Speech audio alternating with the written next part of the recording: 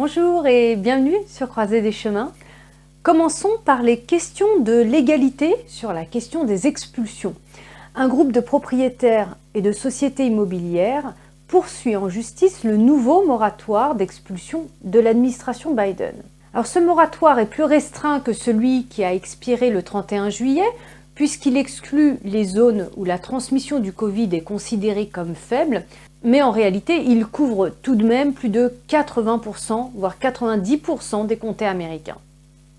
Les avocats des plaignants ont déposé une demande d'urgence qualifiant la politique d'illégale. Ils accusent en fait le CDC de céder à un raz-de-marée de pression politique, ajoutant que le CDC semble avoir agi de mauvaise foi.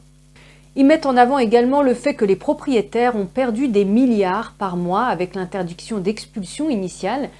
Biden avait lui-même admis que ça ne tiendrait pas devant un tribunal et il a dit que l'idée était plus de retarder les expulsions jusqu'à ce que les personnes en retard de paiement de loyer puissent recevoir l'aide attribuée par le Congrès.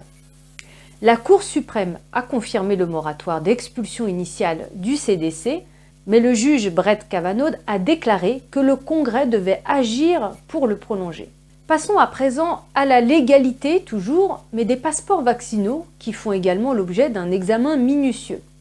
La ville de New York a été la première ville du pays à imposer une obligation de vaccination pour de nombreux commerces intérieurs. La ville accepte deux applications, l'Excelsior Pass et le New York Covid Safe, pour vérifier le statut vaccinal des personnes. Alors, quel a été le succès de ces applications ? Les deux applications ont connu pas mal de ratés. Le magazine Myth Technology a fait un tour d'horizon de l'application Excelsior et a constaté que de nombreuses utilisations ont rencontré des problèmes lorsqu'ils ont essayé de vérifier leur statut vaccinal. Le système fonctionne en effet en extrayant des informations des dossiers de vaccination de l'État, mais il peut être facilement mis en échec par une erreur de saisie de données dans un centre de vaccination, comme par exemple un nom mal orthographié ou encore une faute de frappe dans une date de naissance. Il y a aussi la question du prix. Il y a un prix élevé à payer puisque la ville de New York a déjà dépensé 2,5 millions de dollars pour concevoir le système dans le cadre d'un partenariat avec IBM. Mais le New York Times note que le coût total pourrait bien atteindre 17 millions de dollars. Et quant à la provenance de ces fonds, le New York Times note que New York s'attend à ce que le gouvernement fédéral rembourse tous les fonds. Alors, on pourrait se poser la question pourquoi un prix aussi élevé ? Parce que dans le cadre des contrats, l'État exige qu'IBM fournisse une feuille de route couvrant l'ensemble de la population de New York, soit 20 millions de personnes. Certains disent que le prix n'en vaut pas la peine. En juillet, le magazine Technology a constaté que l'application avait été téléchargée 2 millions de fois, ce qui représente environ 10% de la population de l'État.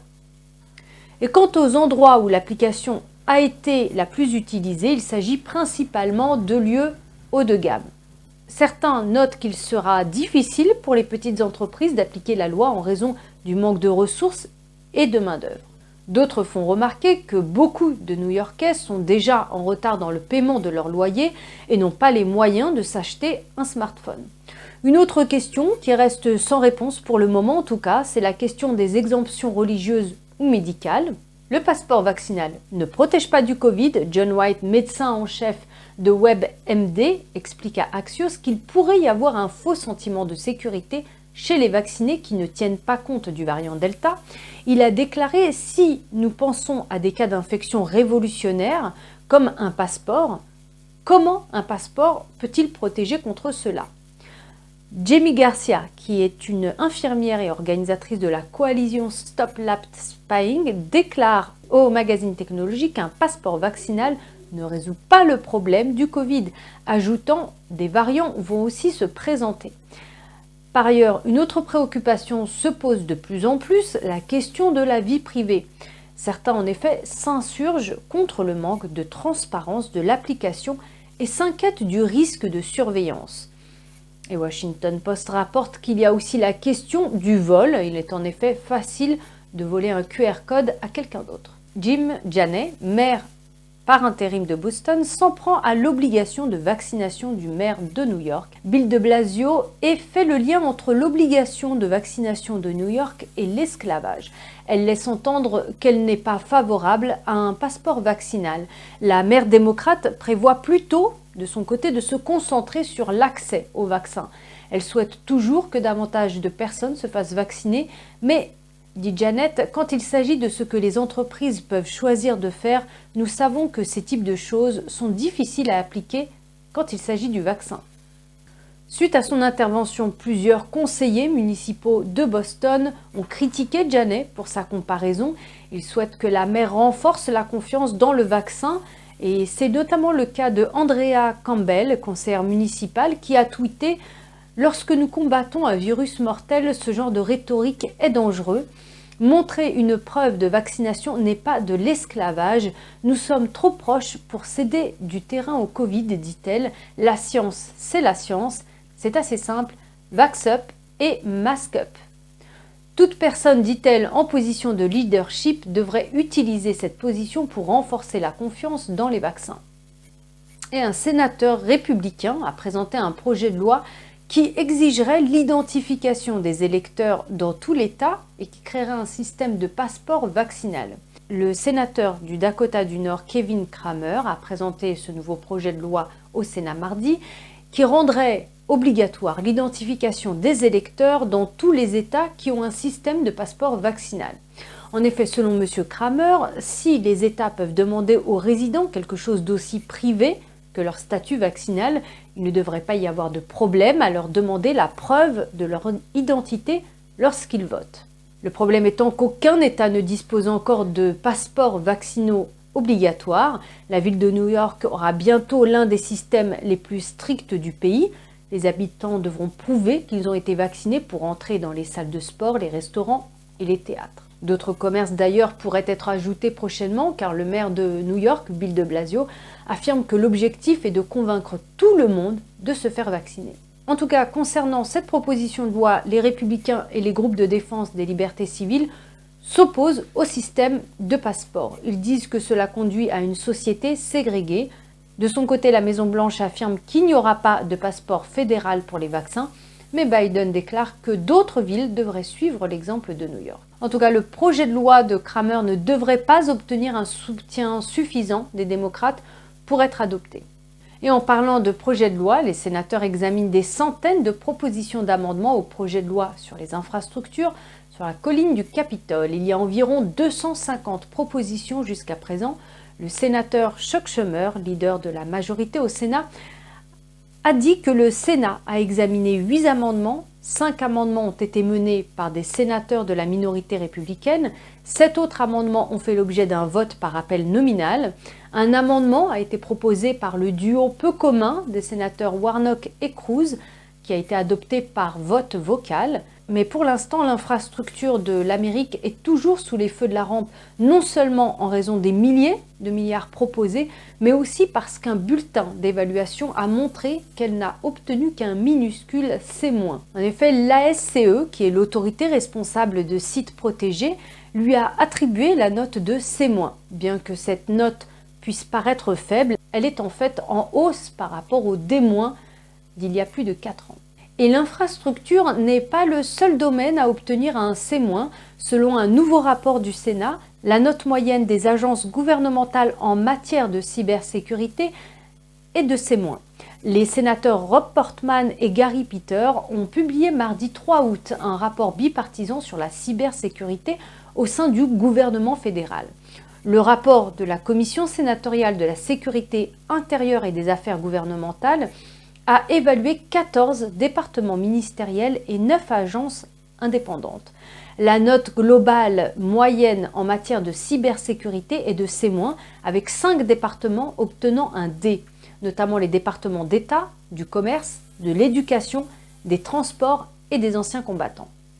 3 agences indépendantes ont également obtenu un D, la NASA, l'administration de la sécurité sociale et l'agence publique responsable de la fonction publique du gouvernement fédéral. Le rapport a révélé que 7 agences n'ont pas respecté les exigences de base de la loi fédérale sur la modernisation de la sécurité de l'information.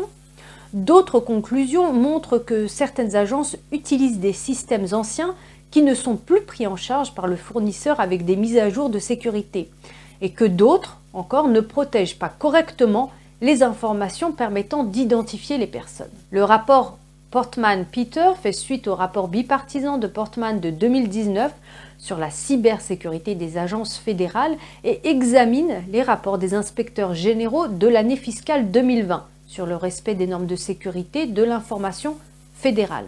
Et M. Portman déclare qu'il est inacceptable que nos propres agences fédérales ne fassent pas tout leur possible pour protéger les données de l'Amérique. Il ajoute de SolarWinds aux récentes attaques par ransomware contre les infrastructures critiques, il est clair que les cyberattaques vont continuer et il est inacceptable que nos propres agences ne fassent pas leur possible pour protéger ces données. Le duo bipartisan a fait plusieurs suggestions, dont une approche fédérale plus coordonnée de la cybersécurité. Et en parlant de sécurité, de plus en plus de détails ont été révélés sur l'attaque mortelle. Vous avez peut-être entendu parler de cette attaque d'un officier du Pentagone à l'extérieur du complexe militaire mardi. Et selon les autorités, Austin William Lance, qui était âgé de 27 ans de Géorgie, a poignardé l'officier George Gonzalez au centre de transit du Pentagone. Le FBI a dit que Lance est sorti d'un bus et a attaqué Gonzalez. Je cite, immédiatement et sans provocation. Gonzalez a servi dans l'agence de protection des forces du Pentagone depuis 2018. Il a été promu au rang d'officier supérieur l'année dernière. Il a servi également en Irak et a rejoint les forces de police il y a 3 ans. Selon le FBI, Lance a ensuite tiré et s'est tué avec l'arme de service de l'officier. Les autorités disent que Lance s'est brièvement engagé dans le corps des marines en 2012 mais n'a jamais obtenu le titre de marine. Le FBI enquête, affaire à suivre. Et maintenant, avant de terminer, des nouvelles un petit peu plus légères. Des scientifiques disent avoir découvert l'une des espèces de caméléons les plus rares au monde au Malawi. On pensait que le caméléon pygmée de Chapman s'était éteint à cause de la déforestation, mais une équipe de l'Institut national de la biodiversité d'Afrique du Sud et des musées du Malawi a trouvé l'animal dans 3 parcelles de forêt. Leurs recherches ont été publiées cette semaine dans une revue académique du Cambridge University. Ce caméléon se fond dans les feuilles et ne mesure que 5 cm environ. Les scientifiques disent que ce qu'ils ont trouvé sont très isolés, rendant presque impossible la reproduction. L'Union internationale pour la conservation de la nature a listé le caméléon pygmée de Chapman comme étant en danger critique d'extinction. Voilà, Croisée des chemins, c'est fini pour aujourd'hui. Merci de votre présence et de votre écoute. Prenez soin de vous et je vous dis à très bientôt. Merci, au revoir.